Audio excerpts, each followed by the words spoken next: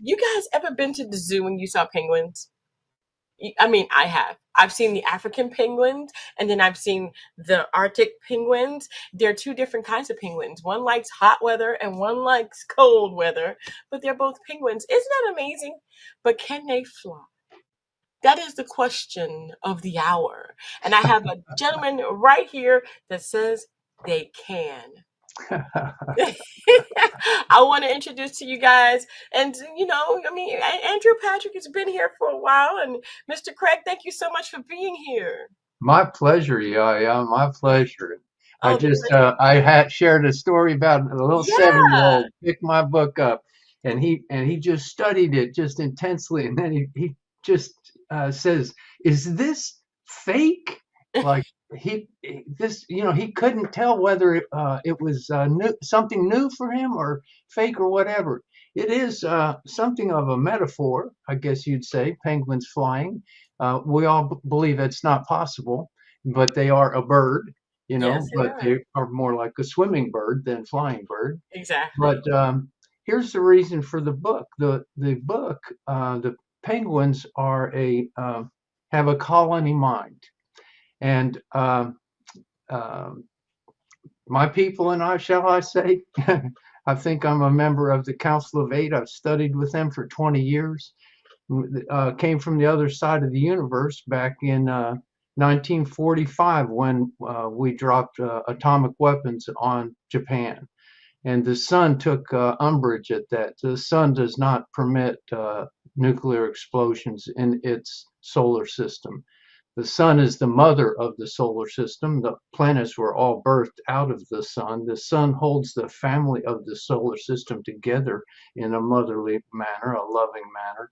And the sun provides and protects for for the solar system. So it provides energy, heat, gravity, it provides all the life force of the solar system, and it protects from other suns trying to come in and form their own solar system within its solar system.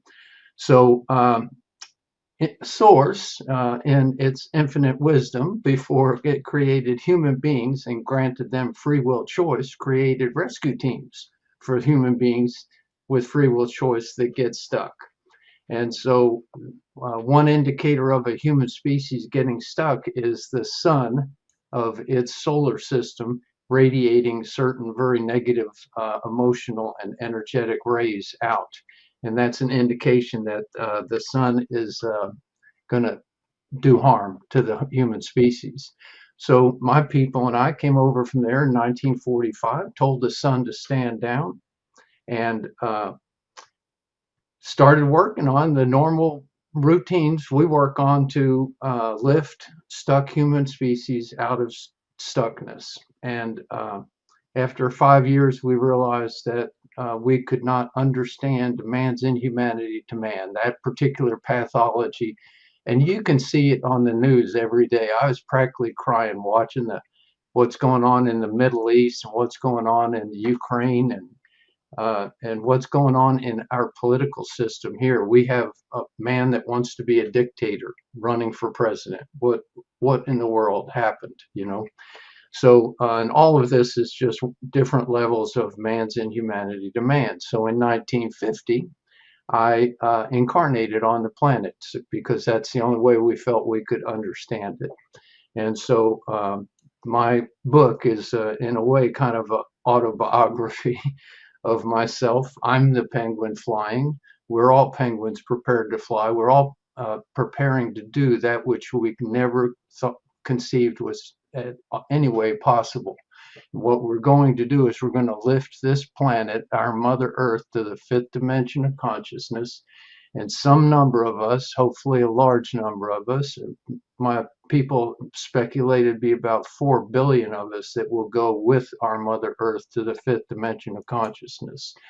And all the other uh, beings on the planet and in the spirit world, typically we have about 3 years we live in spirit for every year we live in the physical. So, we've got 8 billion people here if we were in a normalized situation, which we're not. That would mean we probably have about 24 billion beings in spirit that are preparing to, at some point in time, reincarnate on the planet. But anyhow, so it's a little trickier than this because we've had explosive population growth, but we're hard at work on that. But anyhow, in 1950, I incarnated to experience man in humanity to man, and I have. I was killed twice when I was 69 months old, and I got killed by a car. I was crushed under the right front wheel. The first time I was crushed so badly, my people couldn't put me back, so they took my energetic bodies back to the moment of my birth when I got slapped on the butt and took my first breath, and that is when the energetic bodies attached to the outside of the physical body, and they attached my energetic bodies to the outside of the physical body. So in my memory, I have a memory of that first 5 years and 9 months that I lived, and I have a memory of the second 5 years and 9 months that I lived. The one where I was crushed, my senior being kind of scolded me for not remembering it, but I promise you, stuff like that, you don't want to remember it. You put it in that, if there's a last thing you're going to remember, open this door and remember this. You don't want to remember that stuff. It's very violent. But I had an image in my mind where I had just a little kind of plaid shirt on, and I was on my knees and I was crying next to the car, and my body was crushed under the car. And I was just crying at how harsh that was, and how wrong that was, and I was viewing myself from above that, and I started to reach down into the memory and hug the little boy, and this archangel just goes boom through the viewing of it and snatches me up and takes me off. So it was very organic, I guess.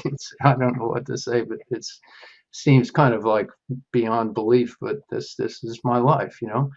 So anyhow, I went ahead and that first 20 years was very harsh. I was beaten like a rented mule by my pops, and he was a brilliant man, and I loved him anyhow. And when he died, I had evolved to a level where I had free entrance and exit to higher spiritual ground. And so I told him I would take him to the highest ground he would be entitled to by any single deed he did in his life. And I did that when he died, and I went into inner space, and he was in a dark place, and there were demons there, and there was the abyss was there, and I was the white light. And I just blasted everybody with white light, went in, picked up my pops, flew through the abyss, and then found the wall of clouds and went up to the highest ground he was entitled to. And that was identified for me by this band of white light on the clouds, and these two beautiful female arms that reached, strong female arms that reached out of the clouds and took his form of his body. We have no mass in inner space, but we have form if we choose it.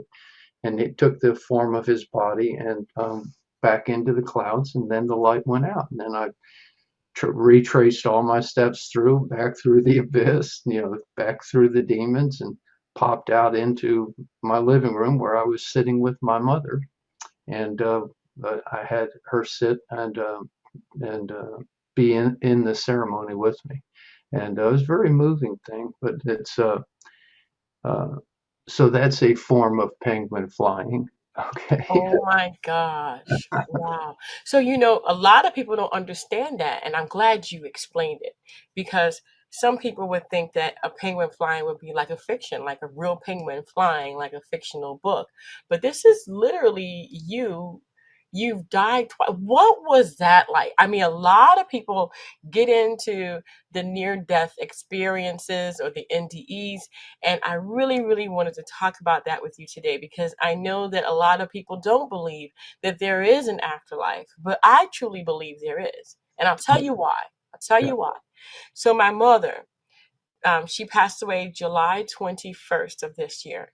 It hasn't been too long, so I'm still kind of mourning her death. But when she was alive, the Thursday before she died, I'm outside of my garage, and all of a sudden, and this is no lie, all of a sudden, I hear Kim, and I feel somebody push me, and I fly back a little bit, and I'm like I come off of my feet and fly back just a little bit, and I'm like,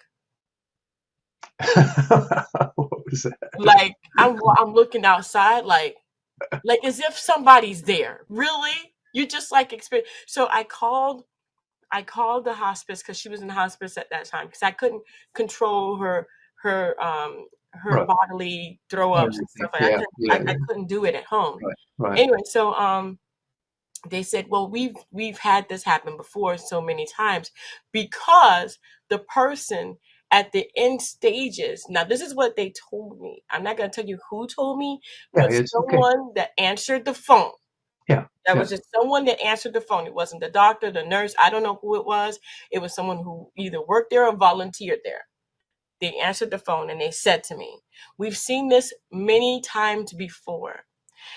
At the end stages of when a person's about to go, they travel outside of their bodies. And the first Oh. person they go to is their loved one because they want Oh. to communicate to them before Yes. they leave. Yes. Yeah. So I was like, I'm coming. I'm on my way. I dropped everything. I left the food out. I left the oven on. I left the door unlocked in the garage.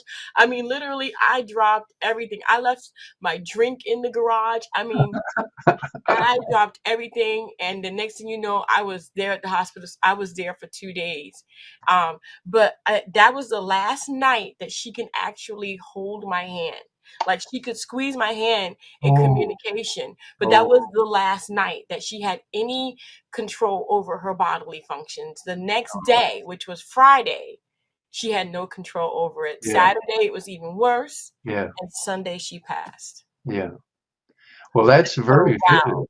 That is very vivid, and Yeah, I have some similar things with my mother, but the important thing in all of that is it's really direct communication from the yeah. afterlife to us individually, Yeah, and it's not meant for everybody. Everybody's on a different path, you know, yeah. and so it's not like so so each Hmm. of us gets the circumstances that are best uh, that best advantage us to learn what we came to learn. And in some case, that's the consequences of murdering somebody, and in other cases, it's somebody. It's the horror of being murdered. You know, like that. Each person is learning something, okay, but it's not. They're not saintly. It's not that the teaching or learning is necessarily uh, loving and wonderful, okay. And so, but you know, for most of us, it's pretty uh, loving and wonderful um, Hmm. teachings. Wow. But you have to have the hard stuff in order to learn certain things, and so you know you do that too. So getting killed twice, but for me, it was a learn. It was I had to get stupefied. I had to get knocked. I had to have the fifth dimensional consciousness knocked out of me in order to perceive man's inhumanity to man. And getting killed twice like that at such a young age, and then otherwise being beaten quite a bit. You know, you know, uh, I'm like a rescue dog or something. You know, so that first 20 years was rough, and then Wow. the next 20 years, I got in the army, I got out of the army. Next 20 years, we're doing great. And then, but then at the end of that, then my wife went off the ranch on me and was sleeping with other men in a little Oh. small Texas town and stuff like that. Mm-mm. and I was a high profile person in the town, and it was really wrong, but anyhow, broke my heart, but it caused me to say, well, I must not be here to win the game I'm winning right now. I'm in the completely wrong game. Mm. And so that's what caused me to begin my spiritual inquiry.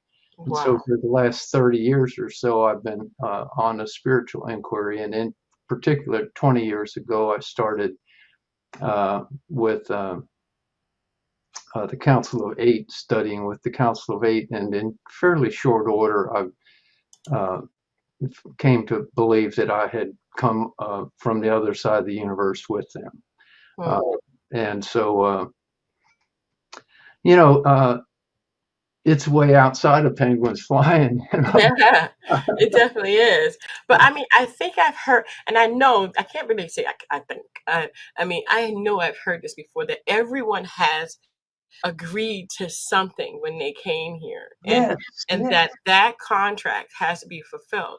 yes. So like say my mom, she passed away at 70, but people are actually living so much further past 70 Hmm. that it's like she died young. You see Yeah, what I'm saying? yeah. So but maybe the contract that she had, maybe the agreement that she had was just this, that she would go out like this.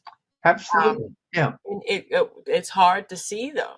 But No. 2024 is not playing. It is not playing. There are a lot of people dying. Like today, Mr. Amos died. You know, and you got good times. You know, the Yeah, father yeah, he just yeah, passed yeah, away. So yeah. I mean, it's like a lot of people this year is just not playing around. It's like No. yep, Yeah. 2024 is the year for a lot of people that are so far have gone, and public figures and people like that. So tell me, does your book explain or even go into touching on a little bit of the meaning of being on this earth at this time for each individual or for you? I think it's all about that. It's just woven in there. It's not like a dogma, okay?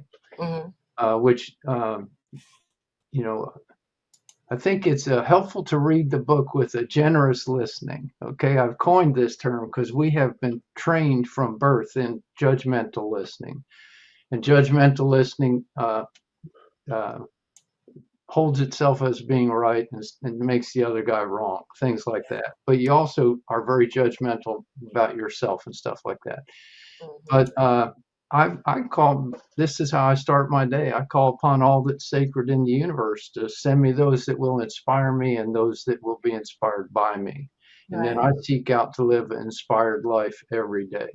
And the inspiration happens, and with complete strangers. I call it a inspiration ping pong, ping pong back and forth.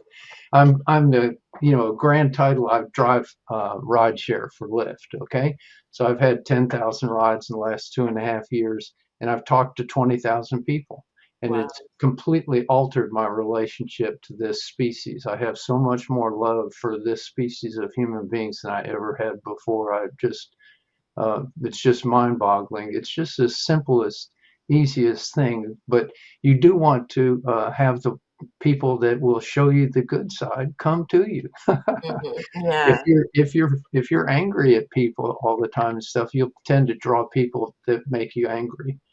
So there's a causality that we are all creating our own reality, but it doesn't seem believable. Once again, just like the Yeah. penguin flying, it doesn't seem believable that the 99% of the people that have gotten into my truck have been uh, inspiration to me. Yeah. How did that happen? It's you just exercise the muscle of the law of attraction. Yeah. Yeah. And then there's so much more. There's so much richness to human beings. Uh, and and people are just living little small fragments of life. We consider it a whole life, but it's really just a little small fragment of life to learn a particular lesson. Like you were just saying, they signed a contract that they were going to go in and they were going to live this life and fully understand and know what there was to gain from that life, or something like that. Or Yeah. like I opened up, I said that I've incarnated because my people couldn't understand man's inhumanity to man. So I came and lived a harsh life in order to help my people understand man's inhumanity to man. Wow. Wow. How important is it to have that open mind, that open availability to learn something new when reading your book? It's well, it's helpful. I think you can just get the book, hold it to your chest. I actually autographed a book for a young woman and that I had given Rhonda and just gave it to her. She held it to her chest like it was her baby. Wow. She just was just so moved by that, and it meant so much to her. And I mean, it's and that it's one of those things that well, my peeps said not to worry about sales. They said that as long as it has the Library of Congress number, which it does, it's in human consciousness. So Mm. all of the teachings, the themes, the teachings, and whatever can be learned from this book by any human being is available in human consciousness, the consciousness of this human species right now, because it's registered in the Library of Congress. But I think that you can accelerate that learning by getting the book. I mean, uh, and how many books uh, can say that? How many authors can say that? That my book is in the Library of Conscious. Not many. So it's in your human consciousness, and Hmm. that, and then Wow. like my senior being Shugala said, he said, you got killed by the car, you got crushed. It's in your memory. Go find it, and Mm. and he kind of scolded me, and that's really the only time he has spoken sharply to me, but it was so important. So I must have promised him that I would not forget that I was going in there. I was going to get killed a couple times to knock the higher order consciousness out of me so I could be an authentic third dimensional human being of third dimensional consciousness, and I would not forget. And later, I would be able, because I knew all of that, I would be able to uh, write this book, you know. And Wow. so he spanked me a little bit on that one. Because it's Wow. a little harder, it's a theory, it Mhm. was a theory that I could remember. I Yeah. had never done it before. Yes. So this is a whole new thing. So it's been wonderful though. And I've been just so happy with how loving it allows people to be that get into my vehicle. As soon as I mention the book, it alters them. Yeah, I hear Yep, you. they start telling me stuff and asking me stuff and all that, and we're all of a sudden we're in this little bonding, spirit conversation. It's wonderful. Yeah. And but That's what I wanted to know. I mean, it really does open the door to talk about things that most people don't want to talk about, or they believe and they just never had the opportunity to speak to someone else who actually does believe that as well, you know. right, And yeah, so that's wonderful.